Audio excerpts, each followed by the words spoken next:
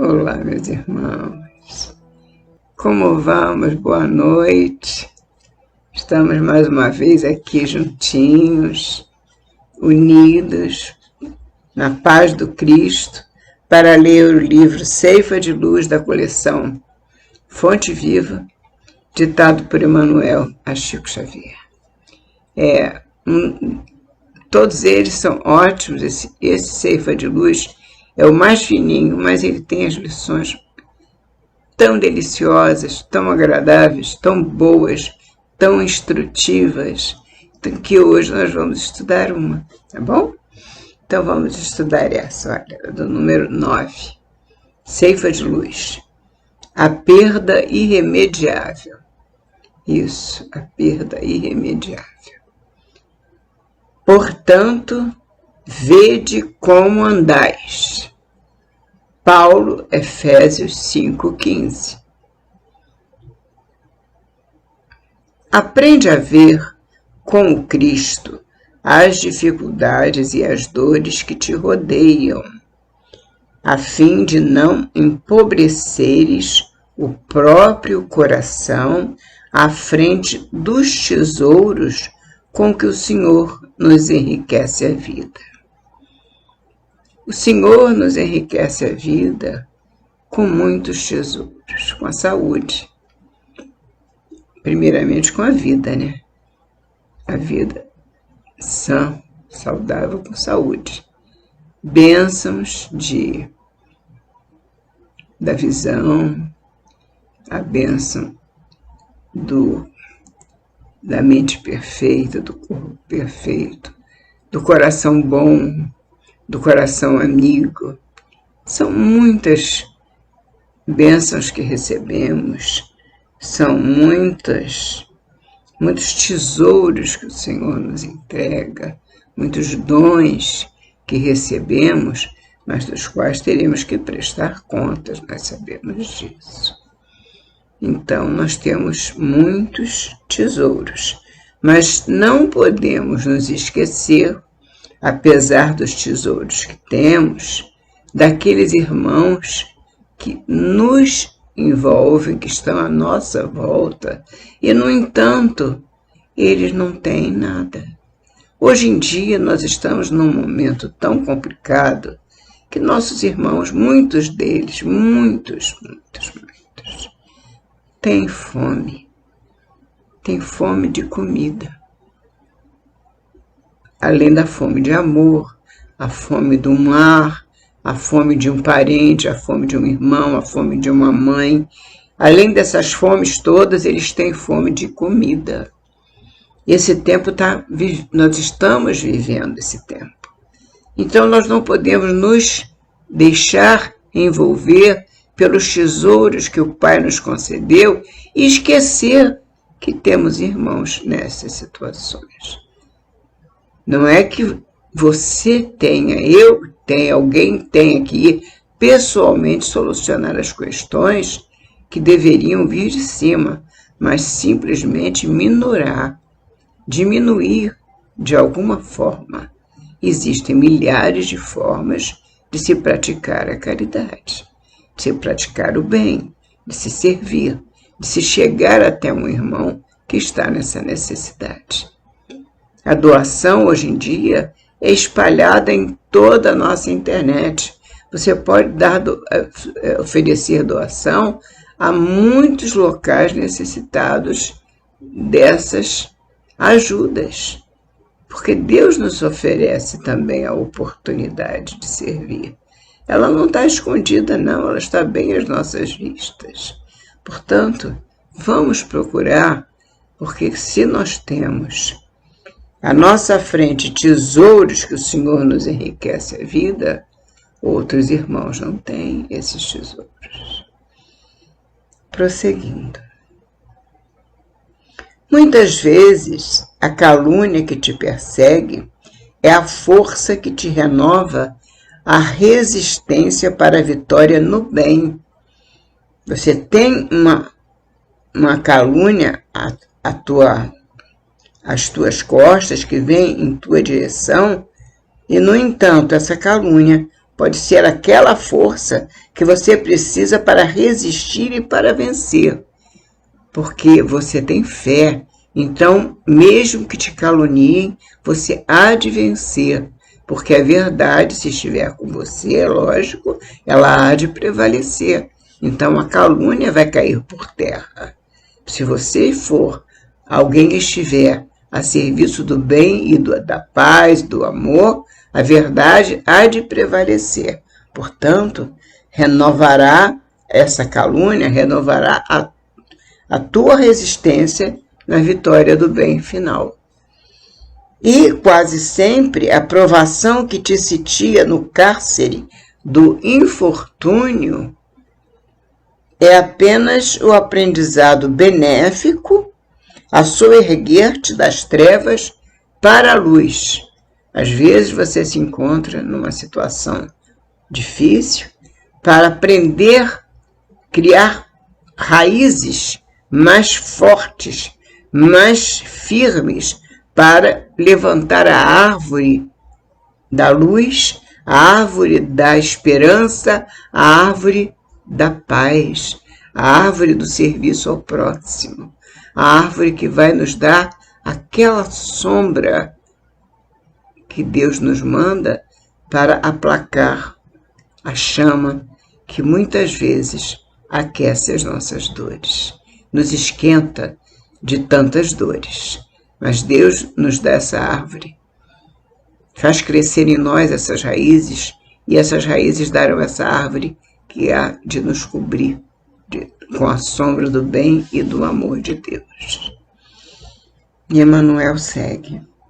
Em muitas ocasiões, a mão que te nega alimento transforma-se em apelo ao trabalho santificante. A mão que te nega o alimento, ela é que vai te ser o trabalho por meio do qual você poderá, o trabalho santificante, por meio do qual você encontrará o pão abençoado, porque será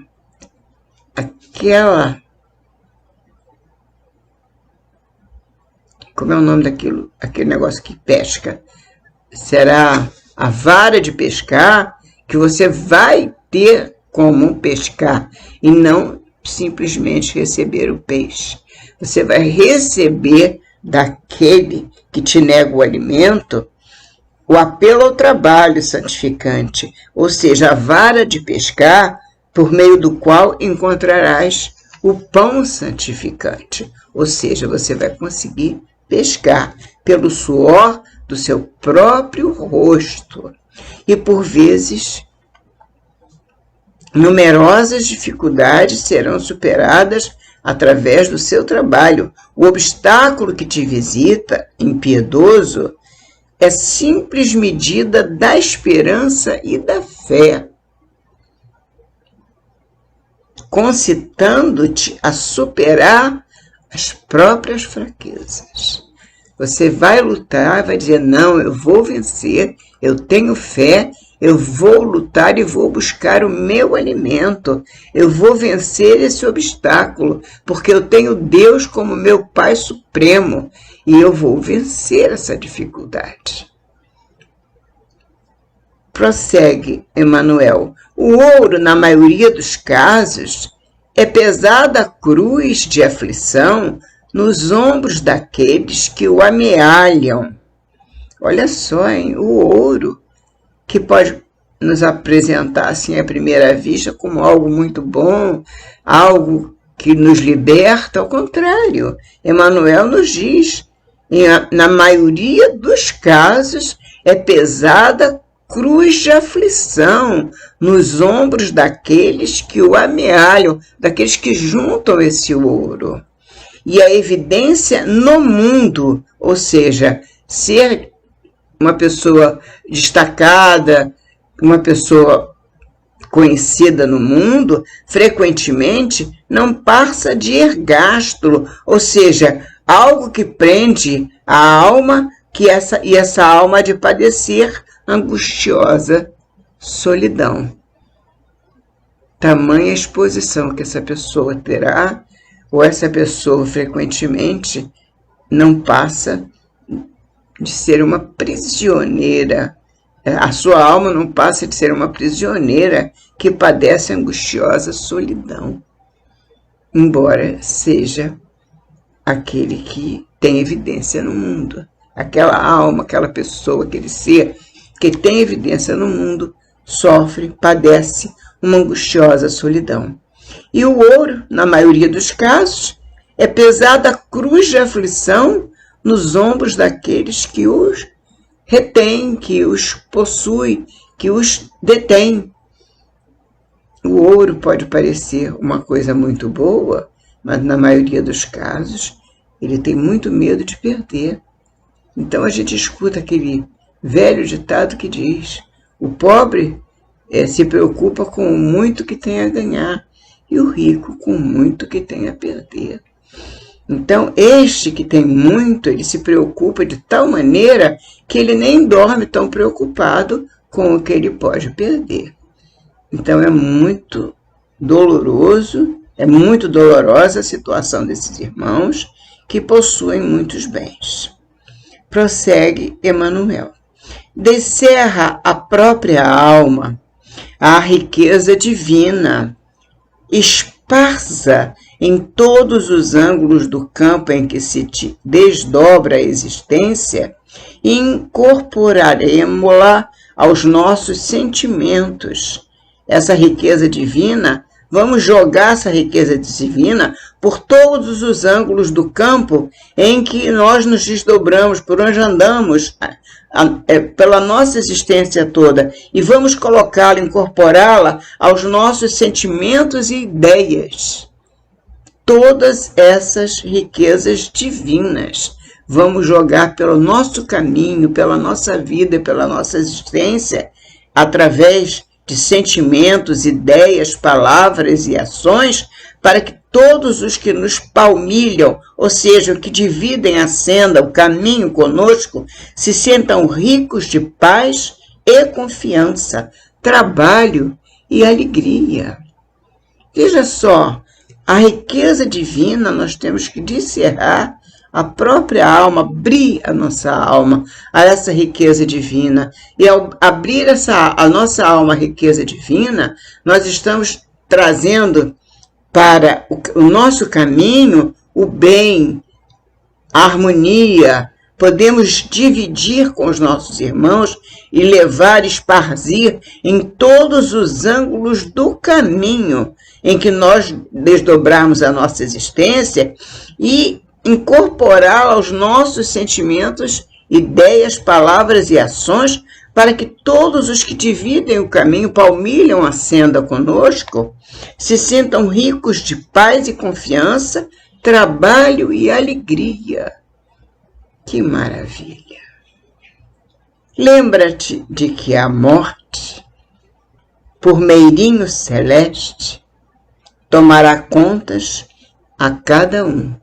A morte é o servo, o empregado celeste, que há de tomar contas a cada um de nós, do que fizemos, o que tu fizeste, o que trazes, o que tens em mãos.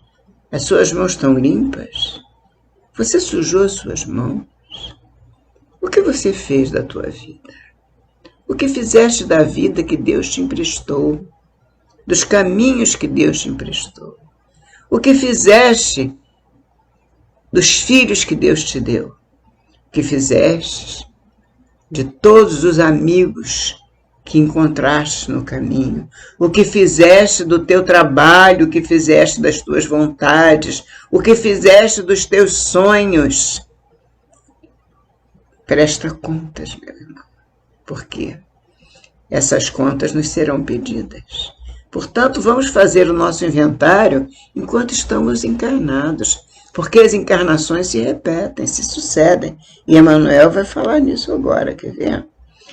A morte, por meirinho celeste, tomará contas a cada um. Recorda que os mordomos da fortuna material, ou seja, os donos da fortuna material, aqueles que as detêm, tanto quanto as vítimas da carência de recursos terrestres, aqueles que pouco têm, sábios e ignorantes, sãos e doentes, felizes e infelizes, todos nós, comparecerão ao acerto com a justiça indefectível, infalível, a justiça divina. E guarda contigo a certeza de que a única flagelação irremediável é aquela do tempo inútil.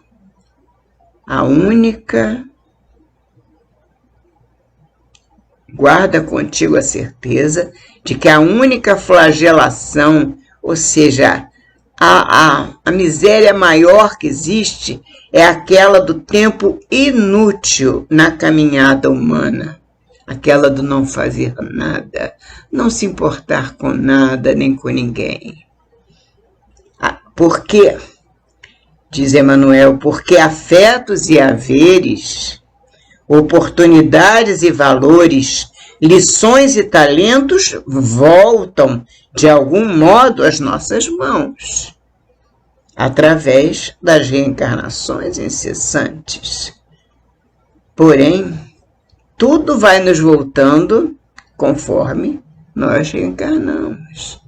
Porque nós recebemos numa encarnação, se nós não dermos conta naquela encarnação, nós vamos retornar e tudo que nós ficamos devendo, nós vamos prestar contas na próxima encarnação.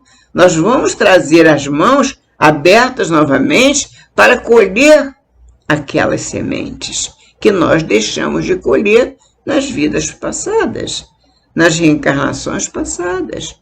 Porque elas nos foram dadas, mas nós não recolhemos, nós deixamos perder pelo caminho, porque ficamos muito deslumbrados com tantos haveres, com tanto ouro, com tantos bens, com tantos prazeres. Perdemos a oportunidade de amealhar bens para nossa fortuna espiritual. Portanto, agora, diz Emmanuel, nós temos que ter por conta que a única flagelação irremediável é aquela do tempo inútil. Essa é a miséria maior. Na caminhada humana, ou seja, na nossa encarnação, porque afetos e haveres, os amores, os haveres, os bens, oportunidades, valores, lições e talentos, dons, voltam de algum modo às nossas mãos, através das reencarnações incessantes. Mas a hora perdida é um dom de Deus que não mais voltará. A hora perdida estará perdida. Agora, talvez uma outra hora, um outro dia, uma outra encarnação. Deus nos dará a oportunidade, com certeza, porque nós somos muito amados. Obrigada, meus irmãos, obrigada pela oportunidade de juntos refletirmos sobre tão grande amor. Assim seja, meus irmãos, até a próxima semana, se Deus quiser.